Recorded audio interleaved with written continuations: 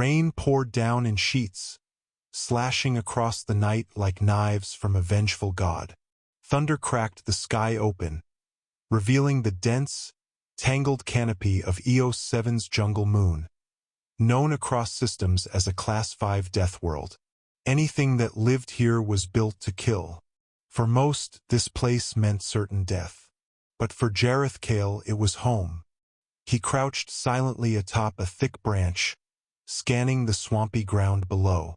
His armor, dark matte with adaptive camouflage, made him blend into the environment. Night vision lenses flickered as they tracked movement in infrared, filtering through the haze and steam. Something moved below. A flicker, a ripple in the heat signature. Xenomorph. It had been 4 days since Kael's boots had touched soil. For days without sleep, running solely on enhancers and instinct. The hunt had brought him this far, deeper into the jungle than most dared to go.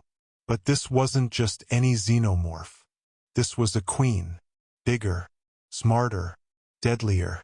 Kael adjusted his rifle, a customized Gauss emitter with plasma overcharge, capable of shredding through the thick exoskeleton of a Xenomorph at close range. His breath remained steady. Each movement was precise, controlled. He was a Deathworlder, born on the planet Thanaris 9, a volcanic hellscape where survival was earned every second. His kind were few, their skills legendary, and their bodies engineered by both evolution and brutal necessity. The queen moved, silent despite her size. She was flanked by 2 drones, smaller but no less lethal. Kael's targeting system tracked them all, calculating probabilities. A head-on attack was suicide. He needed a distraction. He activated a small device on his wrist.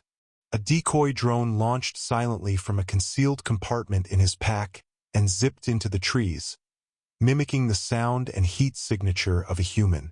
The queen turned, her elongated skull snapping toward the noise. The drones followed, hissing. Kael jumped.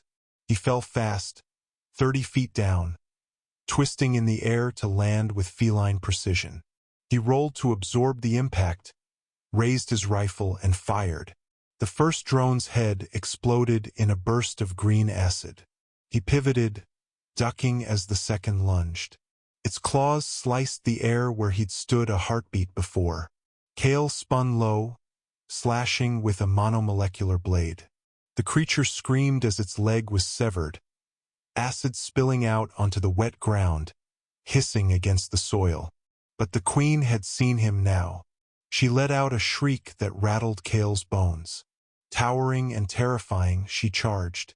Kael fired again, but the plasma bolt only grazed her armored chest. She leaped. Kael threw a concussive grenade and dove to the side. The explosion lit up the night, shaking trees and sending shockwaves through the jungle. The queen stumbled, disoriented. He didn't hesitate. He sprinted toward her, dodging branches and acid puddles, flipped over her lashing tail, and planted a sticky charge beneath her ribcage. He was airborne before she turned to strike. The charge detonated mid-roar. The jungle went still. Steam rose from the carcass as Kael stood slowly, chest heaving. He stared at the queen's remains.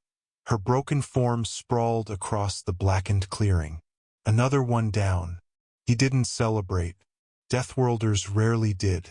Killing was survival, not sport. He walked over to the queen and retrieved a data module embedded in her neck, part of an experimental Hive link tech the colonies had been desperate to study. The mission hadn't been just about extermination. It was about knowledge. Kael checked his wrist interface. 10 kilometers to extraction. He turned only for his sensors to spike. Movement. Dozens of heat signatures, closing in. Kael sighed. Of course she hadn't been alone. The queen never was. She'd been a beacon, and now the Hive was coming. He ran. Kael moved like a shadow, weaving through trees, jumping over roots, sliding through mud. Behind him, screeches and shrieks filled the air. The Hive was angry, furious. The jungle lit up with their luminescent blood as they crashed through foliage. He reached a ridge and leapt down a slope, sliding across moss-covered rock, ignoring the cuts on his arms. Below was a ravine, his only shot. He sprinted along its edge, then leapt onto a vine-covered branch, swinging himself over the abyss. A drone tried to follow but missed, falling to its death. He didn't slow.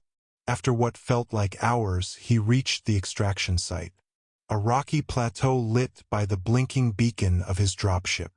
The sleek vessel, cloaked and armed, was ready. He climbed aboard, fingers dancing across controls.